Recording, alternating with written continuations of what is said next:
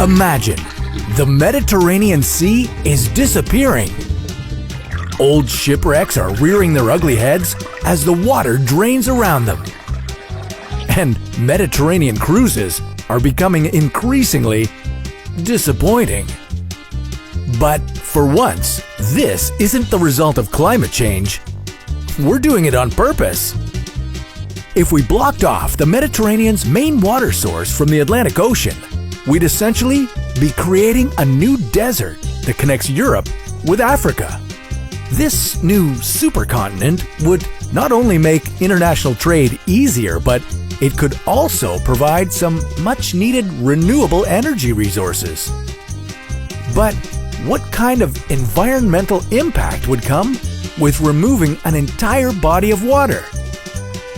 How could we use the new land? And what happened last time someone tried something like this?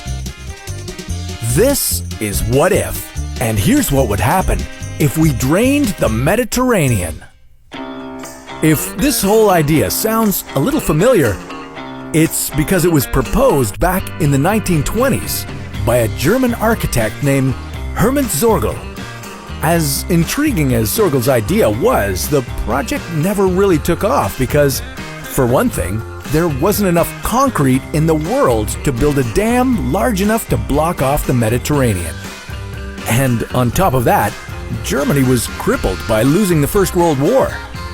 But times have changed, and here we are, desperate for renewable energy solutions. So why not give this idea another shot?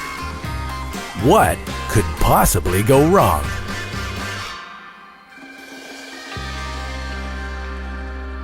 Draining the Mediterranean would be no small feat. It has a surface area of approximately 2.5 million square kilometers and an average depth of 1,500 meters. We wouldn't drain this body of water the same way that you would drain a bathtub. Instead, we would have to focus on blocking off its intake of the water coming in from the Atlantic Ocean. You see, the water in the Mediterranean is evaporative, meaning that more water evaporates from it than flows in from rivers and streams. The water that the Mediterranean Sea needs mainly comes from the Atlantic Ocean through the Strait of Gibraltar. So, if we can cut off that flow, we can, in theory, drain the sea over time. Blocking the water flowing in from the Atlantic would cause the Mediterranean Sea to decrease by 1.65 meters each year. But we wouldn't want to drain the entire thing dry. Instead, we could split the sea into a couple of different water levels, with the middle one being completely dry land. This would allow us to install a hydroelectric dam at the Strait of Gibraltar to produce some much-needed renewable energy for Europe and Africa. Renewable energy is always nice, but would it be worth it in this case? Sure, we'd have a whole new stretch of land to develop between Europe and Africa, but most people wouldn't want to move there.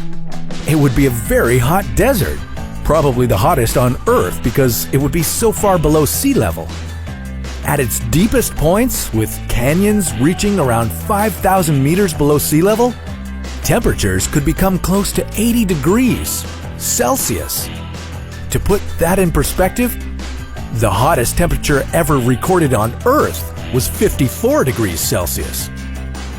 And because the water from the Mediterranean Sea is so salty, the uncovered land would just be salt flats and useless for agriculture. Soon, the surrounding land would become desert as well.